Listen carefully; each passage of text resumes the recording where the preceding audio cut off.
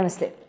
September నెలలో రాశి ఫలాలు ద్వాదశ రాశి వాళ్ళకి కూడా ఏ రకంగా ఉండబోతోందనేది తెలుసుకుందాము. మరి అయితే సెప్టెంబర్ నెలలో మనకి గ్రహాలన్నీ కూడా ఏ రకంగా సంచరిస్తున్నాయి, ఏ రకంగా వాటి యొక్క సంచారం యొక్క ఫలితాలు 12 రాశుల వాళ్ళకి కూడా ఏ క్షేత్రాల్లో అంటే ఏ డొమైన్స్లో ఏ ఫంక్షన్స్లో లైఫ్లో మనకి అతి ముఖ్యమైనవి అయిన career, finances, marriage, love and then health, ఇటువంటి డొమైన్స్లో మీ అందరికీ కూడా ఎటువంటి ఫలితాలు ఉండబోతున్నాయి అనేది ఈ వీడియోలో చక్కగా తెలుసుకుందాం.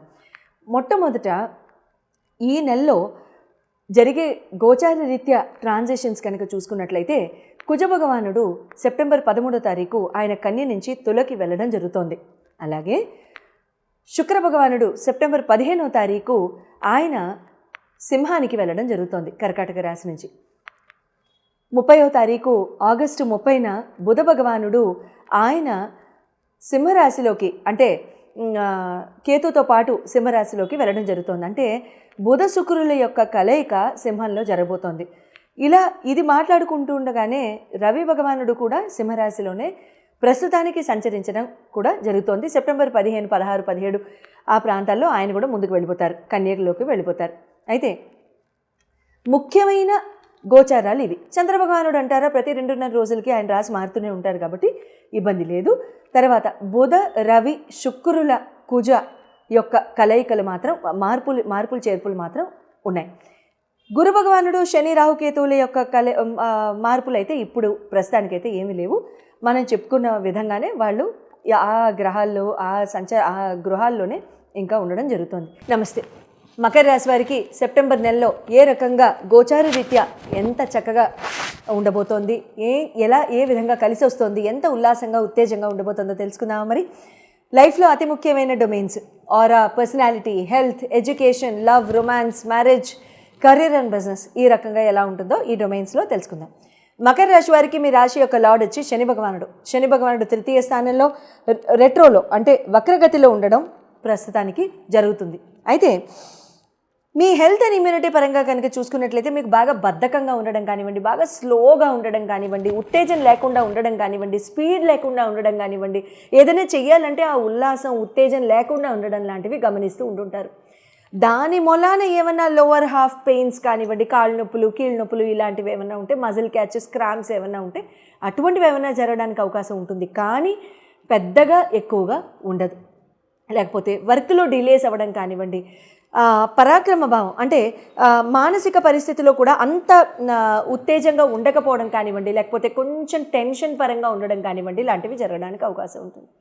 ఎడ్యుకేషన్ అండ్ లవ్ పరంగా కనుక చూసుకున్నట్లయితే పంచమాధిపతి మీకు 5th హౌస్ లార్డ్ వచ్చి శుక్ర భగవానుడు అవుతారు.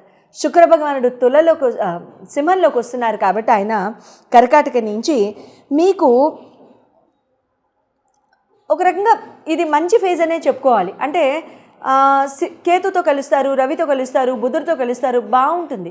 ఇక్కడ ఎలా ఉంటుందంటే డీప్ అండ్ రిలేషన్స్ ఏర్పడడం, ప్రేమ వ్యవహారిక జీవితాల్లో ముందుకు వెళ్ళడం, చక్కగా ఉత్తేజంగా మీరు ముందుకు సాగడం, మంచి వైవాహిక జీవితానికి ఒక దారి రావడం, ఒక క్లారిటీ రావడం, అవును ఈ మనిషి నాకు కరెక్ట్ అని మీరు ఒక నిర్ణయం తీసుకోవడం, మనసు అంగీకరించడం వాళ్ళని, ఇలాంటివి జరుగుతాయి.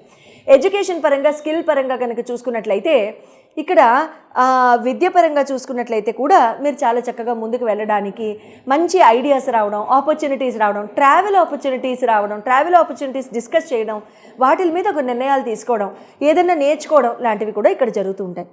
మ్యారేజ్ హౌస్ కనుక చూసుకున్నట్లయితే చంద్రభగవానుడు అవుతారు కాబట్టి మీకు సప్తమానికి మీకు ఇక్కడ ఆ చంద్రభగవానుడి యొక్క ఇంట్లో కర్కాటకంలో ఇప్పటిదాకా బుధ భగవానుడు కూర్చొని ఉన్నారు 2.5 నెలల నుంచి ఆల్మోస్ట్.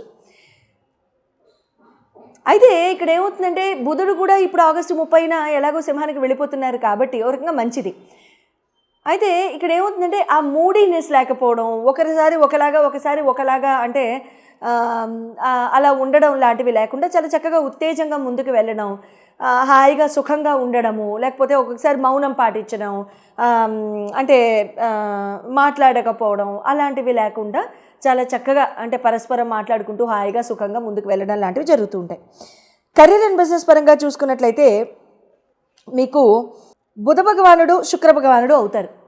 కెరీర్ అండ్ బిజినెస్ పరంగా బుధ భగవానుడు శుక్ర భగవానుడు అయినప్పుడు బుధుడు సింహంలోనే ఉంటున్నారు కాబట్టి ఓ రకంగా చాలా చాలా మంచిదని మనం ఇందాక చెప్పుకున్నట్లే కెరీర్ ఆపర్చునిటీస్ కూడా చాలా చక్కగా రావడం, శుక్రుడు కూడా కలవడం అక్కడ సెప్టెంబర్ 15 కల్లా ట్రావెల్ ఆపర్చునిటీస్ పెరగడం, ఒక ఐడియాలు వేసుకోవడం, ఒక థాట్స్ వేసుకోవడం, ఇంటెలెక్చువల్ కెపాసిటీ పెరగడం, ఇద్దరు అంటే ఒక కెరీర్ అండ్ బిజినెస్లో ఫ్రెండ్స్ పరంగా యాక్టివిటీ ఉండడం, మూవ్మెంట్ ఉండడం లాంటివి ఇట్లాంటివి జరగడానికి సంపూర్ణ అవకాశాలు ఇక్కడ ఏర్పడతాయి.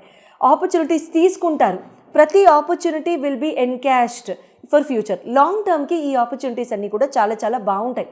సో బుధుడు శుక్రుడు ఇచ్చే ఆపర్చునిటీస్ ఎప్పుడు కూడా వదులుకోవడం మంచిది కాదు. సో ఖచ్చితంగా అవి మీరు తీసుకుని ఆ కెరీర్ ఆపర్చునిటీస్, బిజినెస్ ఆపర్చునిటీస్ తీసుకుని ముందుకెళ్ళడం, వాటిల్లో మీ గ్రోత్ మీరు చూడడం లాంటివి ఇక్కడ సంపూర్ణ అవకాశాలు జరగడానికి ఉంటాయి. మీకు మీ జన్మతః కనుక మీ గోచారం చూపించుకోవాలని అనుకుంటే, మీకు ఏమైనా క్వశ్చన్స్ ఉండి అవి క్లారిఫై చేసుకోవాలనుకుంటే కనుక స్క్రీన్ మీద డిస్ప్లే చేయబడ్డ నంబర్స్కి కాల్ చేసి మీరు అపాయింట్మెంట్ తీసుకోవచ్చు. శుభం భూయాత్.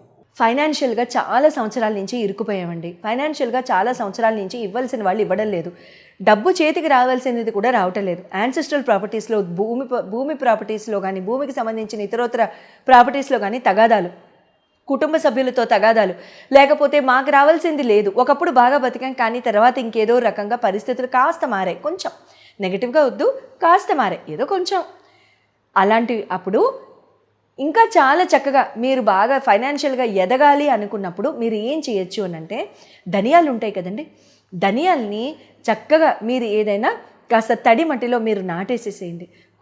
కొద్ది రోజుల్లోనే మొలకలు వచ్చేస్తాయి. ఆ మొలకల్ని కాస్త పెంచండి, ఆ ఎదగడం చూడండి. ఎన్ని రోజులు చూస్తారు? ఒక వారం రోజులు, ఒక 40 రోజులు అట్లా చూస్తూ ఉండండి. 15 రోజుల నుంచి 30 రోజుల వరకు అయితే తేడా కనపడుతుంది.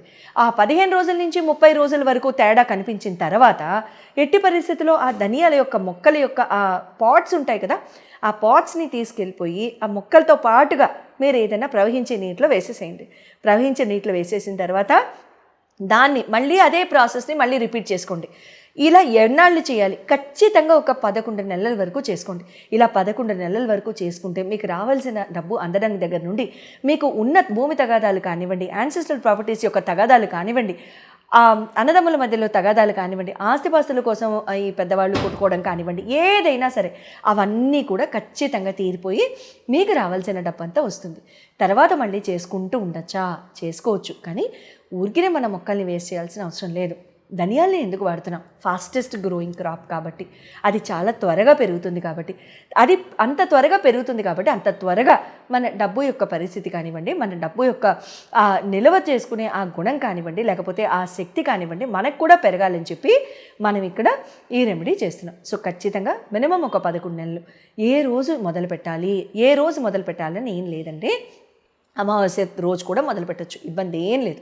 మంగళవారం ఒక్క రోజు మొదలు పెట్టద్దు, ఎందుకంటే మళ్ళీ చేయాల్సి వస్తుంది. మళ్ళీ ఎప్పుడు చేస్తాము? మళ్ళీ పరిస్థితి మారితే చేస్తాం. ఎందుకు కోరుకోవడం? శుభంగా చేసుకోండి. మంగళవారం మంగళప్రదమైన రోజే. కాకపోతే ఏంటంటే తీర్చేసేవి ఏమన్నా ఉంటే మంగళవారం చేయాలి తప్ప పెంచుకునేది ఏమన్నా ఉంటే మాత్రం అలా చేయాల్సిన అవసరం లేదు. శుభం భూయాత్.